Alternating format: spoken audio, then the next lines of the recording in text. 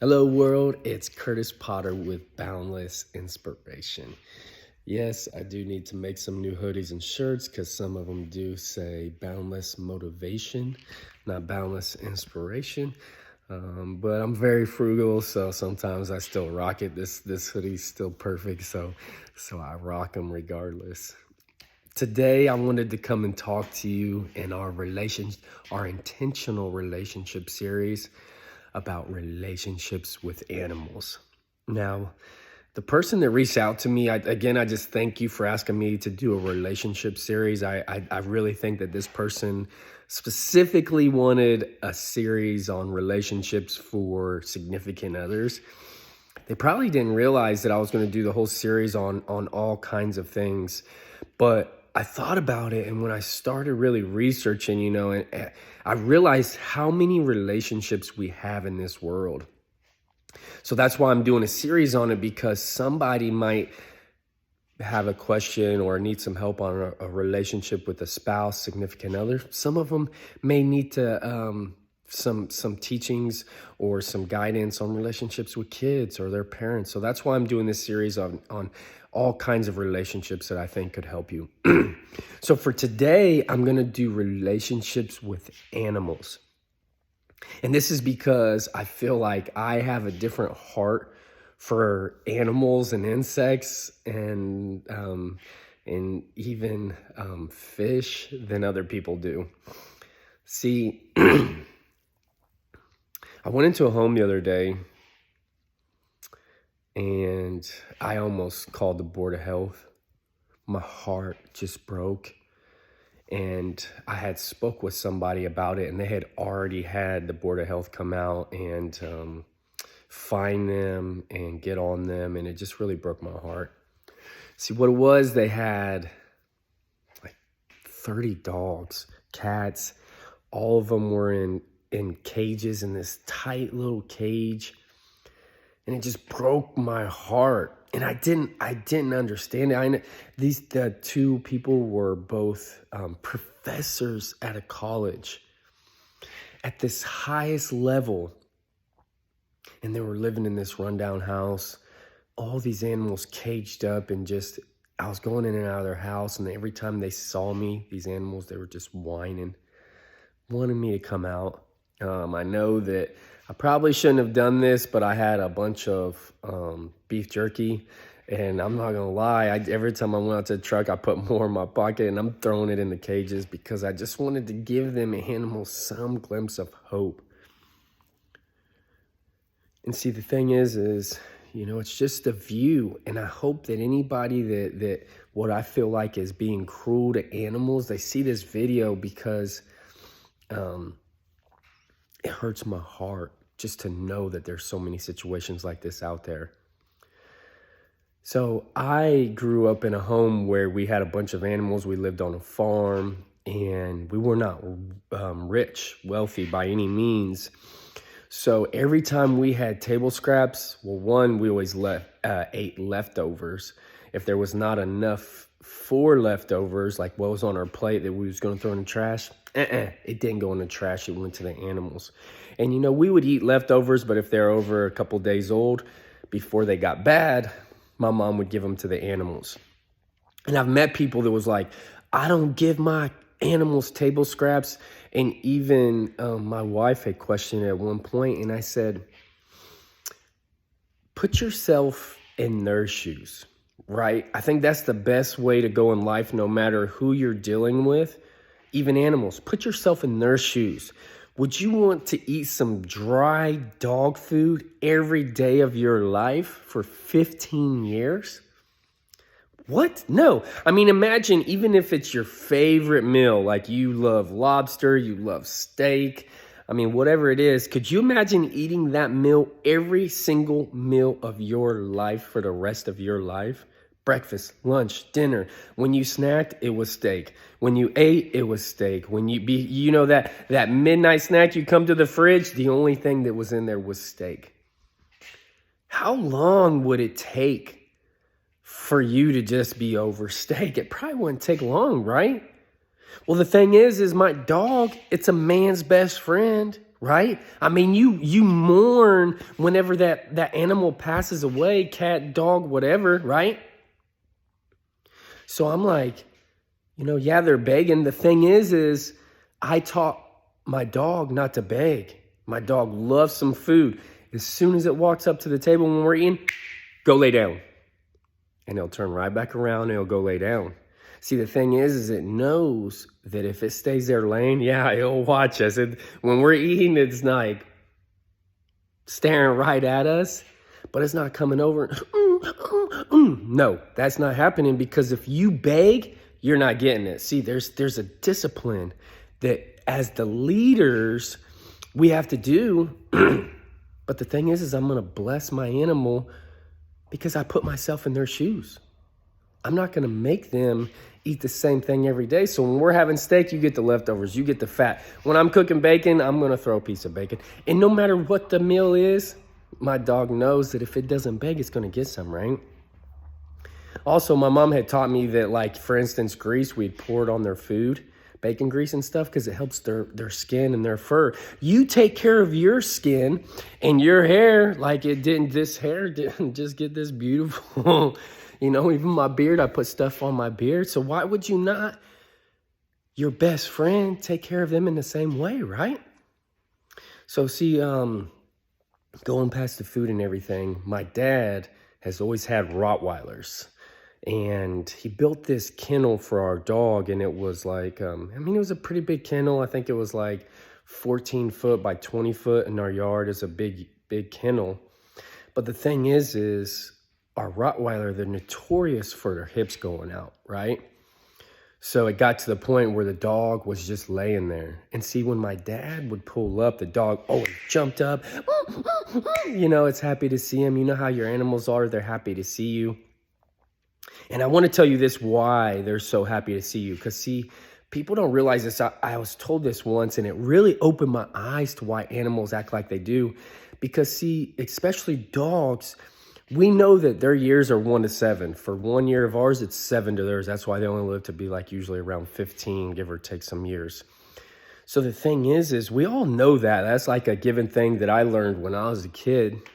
But see, what you don't realize is their time is the same way. So 1 hour to us is 7 hours to them. So if you drive to work and it takes you 30 minutes to go to work, but you leave an hour before work, you get an hour after work, you have an 8-hour day. So that's now a 10-hour day that you're gone.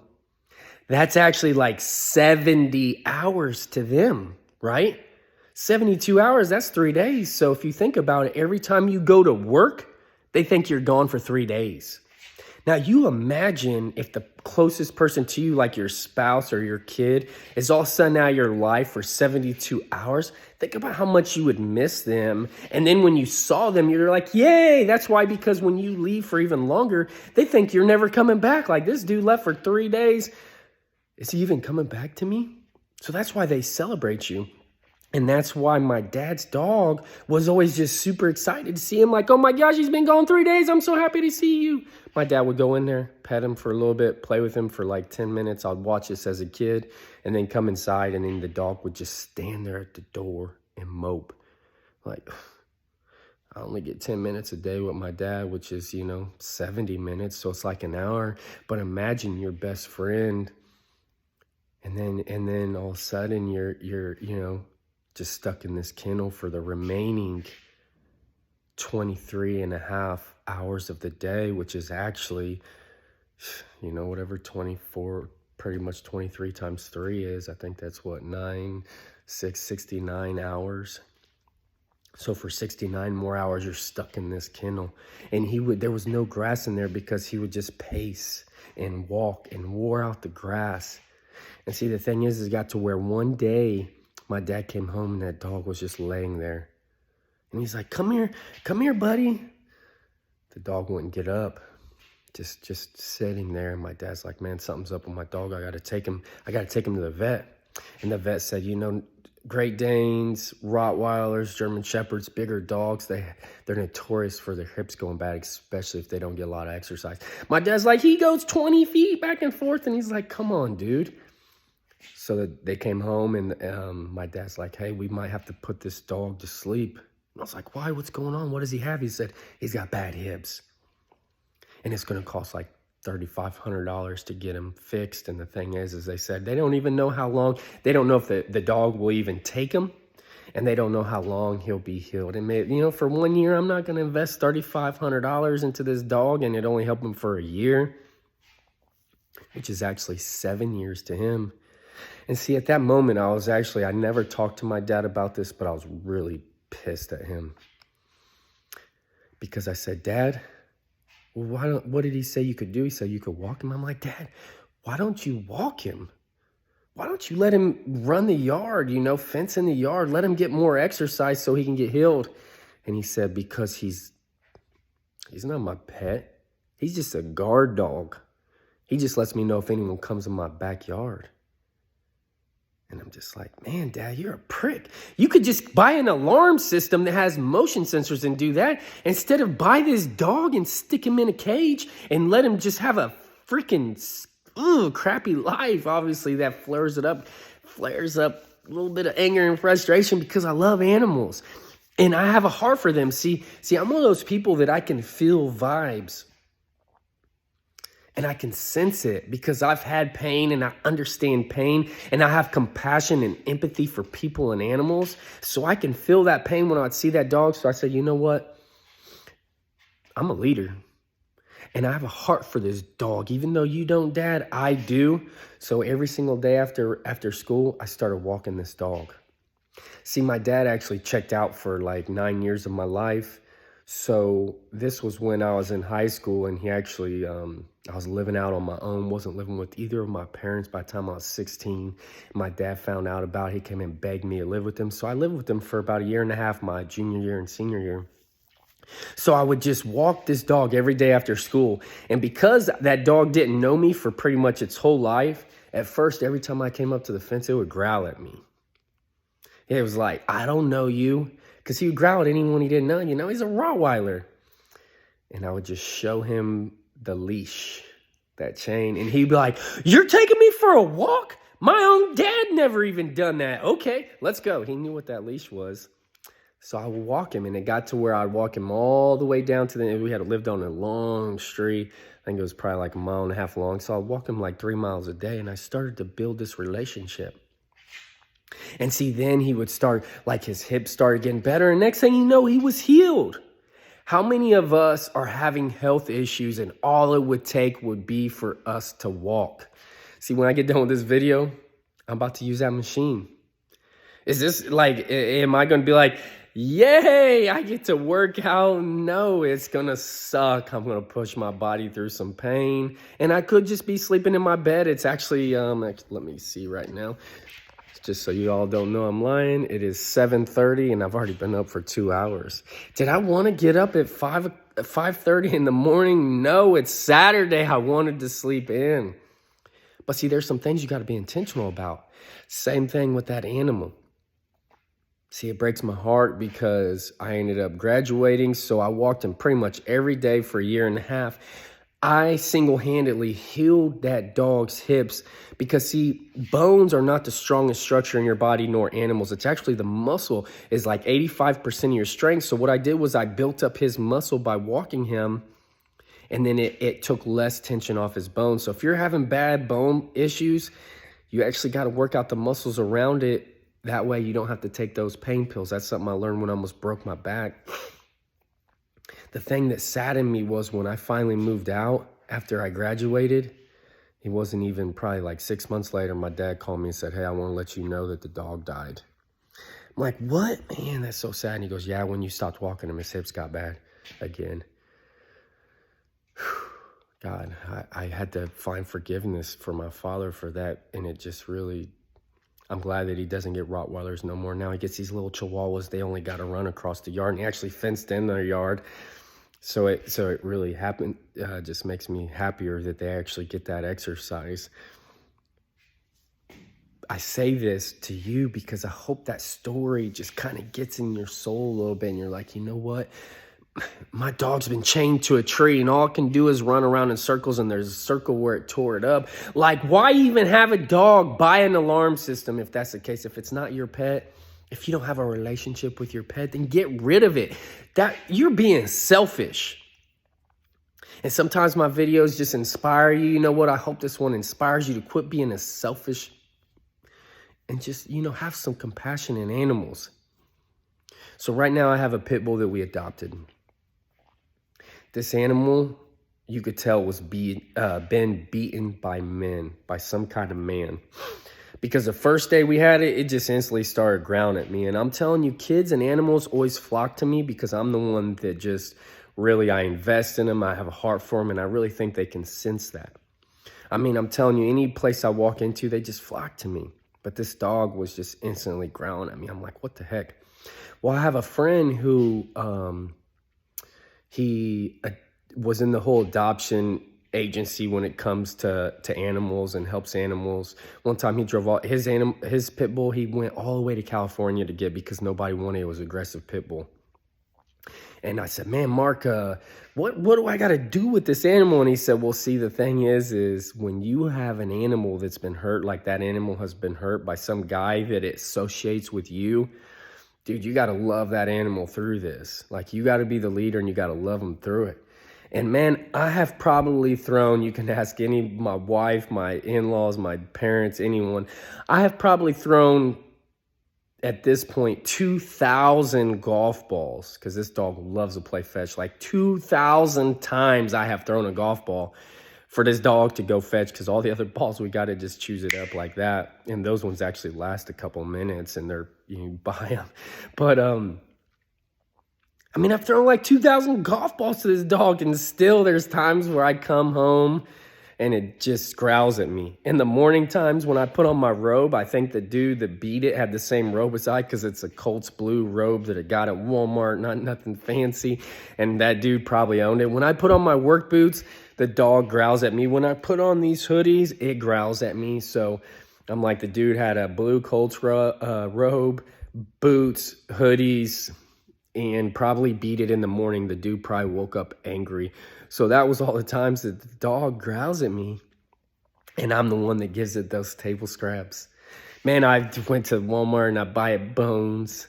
I pet it all the time. As soon as I walk up to the house from work, there's golf balls in my yard, and I'm like, come on, like, go get the ball. And I play with this dog, and I take it to Turkey Run, running with me in the mornings, and it runs right beside me. I don't understand. I mean, it's been like 8 months at this point. This dog is still... But you know what? Sometimes you just gotta understand. So in this relationship series, I'm talking about the man in the mirror, the woman in the mirror, and understanding what that other person is going through. You have to understand what your spouse went through, your parents went through it, what you went through, and what your animal goes through.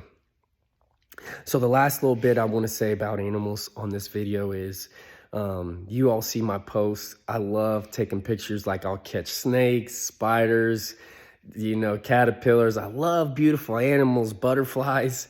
I lost my call. I missed my calling in life working at a zoo, but I'm sure I'll be associated with one sooner or later. We had this spider right outside my paint booth right here, and I put some pictures of bright black and yellow. I mean, the detail on this animal, I mean, I can only say God took the time to put that much detail in an animal. And one day, I was showing it off, hey, this is my pet. This guy came up and he went to He went to kick it, to smash it, and I pushed that dude. I almost pushed him down. I was like, what are you doing?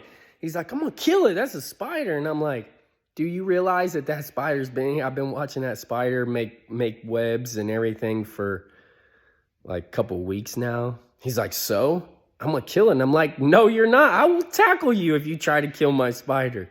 He's like, why? It's just a spider. And I'm like, do you not see what's right next to that spider? Had had a bunch of eggs. And he's like, yeah, exactly. Then there's going to be a bunch more spiders. I was like, what did that spider ever do to you? Do you even know if that spider is dangerous? Like it can bite you and kill you? You know what? If that was a brown recluse, I'd say go ahead. If that was a black widow, I'd say go ahead. I've actually been bit by a brown recluse. It put a hole in my leg that I could put my thumb into, and it could have killed me. So that one, I'm sorry. If you're around me, you got to die. But all the other spiders, they're actually beneficial to us. They eat other insects and they help us. So why are you going to kill something that can't even hurt you and will never hurt you? And he's like, fine, I'm not going to kill it. Well, see, then I actually got to witness. I had heard this story before, but I never got to witness it until I saw this. So a lot of spiders will actually sacrifice themselves for their young. So they lay the eggs, and then what happens is they end up dying. And when the eggs are hatched, the babies eat the spider. That's their first meal, and that's the way they strengthen them, so then they can go out and start living their life. And I got to witness this. All of a sudden, one day I went in to see my spider, and it was dead, and I'm like, what? And the next day I saw all the babies coming out and was eating them. And I was like, dude, that was amazing. See, imagine like there's people out there putting dogs in small kennels, and you know, my dad, I forgive him, I love him, and I'm glad that that part of his life is over. People chain them to trees. It's just like people beat them. You know, I wanted to do this video. I forgot I wanted to do this video because this punching bag, I've seen people that kick dogs, yell at dogs, and for what? You know what, my dog, love her to death. If we leave her in the house too long, she would go upstairs in the same spot and she would poop on the floor. And man, it was challenging for me. But see, the thing is we had bought the house and they had told us we had to shampoo the carpets and everything because the people we bought the house off of, they would keep them in that same room, all their animals, and they all would go to the restroom there. Well, see, the thing is that dog has a nose where it could smell that other dog urine. So then it was probably just marking its territory, and then it just became a habit. So finally I went to my wife and I said, hey, when we leave the house, I'm fine with not putting the dog in a kennel. I don't want to do that to her. She doesn't need it. But we're going to lock this room and all the other rooms that have carpet because she was taught that it's okay to go on carpet. And if we lock all those rooms, the dog doesn't go, it won't go on the hardwood floors. It'll hold it, and the dog can hold it, and as soon as you come in, you let him out, and then it goes out in the yard. So see, that's another place where we had to take ownership and look ourselves in the mirror and say, what are we doing wrong? That's what I want to continue focus on when it comes to Boundless is, you know, I'm not here to point my fingers at you. I'm just speaking to you on what I did wrong. See, I was the one that had to be intentional about what I was doing in the relationship with my dog. Was I creating joy? Was I creating opportunity? Was I creating a win-win? Was I taking ownership and knowing how to love my dog through its anger? To love my dog even whenever it poops on the floor instead of just using it as a punching bag and hitting. And no, that wouldn't have worked. That would just make that dog hate me even more. And actually, there was one time where I did take her, my dad taught me this, take their nose and put it in it and they won't do it again. Well, actually, you know what? That backtracked our relationship for a while. I was getting close to her, and that actually, if we're being honest, I think that actually, that 6-month period, my buddy told me I had to love that dog through its anger. I think that actually put a couple months on it. How many times in your relationship with that, whatever relationship are you in, that you're taking some steps forward? You're like, yay, things are getting backwards, and then you do something, dummy, and it pulls you back a couple feet. Well, you know what? That's what I did, and that's what I've done in plenty of relationships, and that's why I'm here with you doing this intentional relationship series. So if you have animals, first, take ownership. Look yourself in the mirror. 2, try to understand them. Understanding and communication is 2 of the best traits that I've learned and I pick up and I continue to grow. See, it's just like this weight bench. Just because you learn it doesn't mean, you know what, we got the weight bench. It's cool. I used it and now I'm not going to use it no more. That's when you get weak again. It's something that you have to pick up daily, working on your ownership, your communication, and any relationship you're in, more specifically for this one, animal ownership. Put yourself in their shoes. You know, that's why they say, if the shoe was on the other foot, you know what? Hey, I don't want to be treated that way. Do you want to be hit like that punching bag? Do you want to eat some dry dog food? Do you want to be killed for no reason like that spider? No, we don't. Well, if you don't, then don't do it to them. If you're in a relationship where you're bringing the negativity, the hurt, the pain, put yourself in their shoes. The animal, put yourself in their shoes, because that's the way that all of us are going to work every single day together on just being one step closer to being boundless. If this helped you or someone even if you went to somebody's house, it's your best friend. See, the thing is we have great friends, but they're not always perfect. None of us are perfect. By you liking, sharing, commenting on this video, your friend, my dad could have seen this video back when he was kind of being that type of way to animals. And it may have been what changed him and opened up his heart. See, there's things where I had my eyes wide shut for so long. I was just going through life with my eyes shut and some of the things. See, I can't see my back. I can't see my back right now. And there were things that I had to see and hear that opened my eyes, like, Kurtis, what was you doing? A guy I was working with showed me a couple of things, man. He's this really knowledgeable guy. And I was like, I've been trying to do this the hard way my whole life. Like, what if somebody would have shown me that 15 years ago? Sometimes you got to see things that open your eyes. Just by you liking, sharing, and commenting on these videos, it could help somebody open their eyes. You may have your eyes wide open, but somebody may not. They may be closed. So please like, share, comment. That's how we're going to spread the word. That's how we're going to help everybody come boundless, more specifically in their relationships. And I truly believe that if we all get healing, we're going to make this world a better place. I understand you. I feel you. And you know what? I know that if you want change, you got to be the change. I'll be the leader in this and help you all. I'll admit my faults. I'll admit that there was times where I didn't do things right. I wasn't the best friend to my animal in the relationship. I kept him in, it was a trait that I learned from my dad, and I'd keep dogs in kennels, and I could have been better. I could have invested in a 6-foot privacy fence instead of keeping my dog in a kennel. Like, how bad did I want to be the best father to my animals? Well, you know what? I may have been like, I'll go on vacation this year, when I could have said, you know what? I'm the one that chose to get this animal. I'll skip the vacation this year and buy a 6-foot privacy fence, because that animal deserves it. The people that are in relationships with you, they deserve it. Your wife deserves it. Your husband deserves it. Your kids deserve it. Your cousins, your parents, everybody in your life, they deserve for you to be the best version of yourself, and you deserve to be the best version of yourself. And if you're still watching this video, I believe in you that you can be the best version of yourself. It all starts with the choice, taking that first step of becoming boundless. I love you all. Thank you all for the ones that continue to support me, lift me up, send me messages, keep them coming, keep the comments coming, even if it's constructive criticism. There we go. Even you could put it on the comment section on the post. If you say, hey, Kurtis, well, you know what? I think this other way.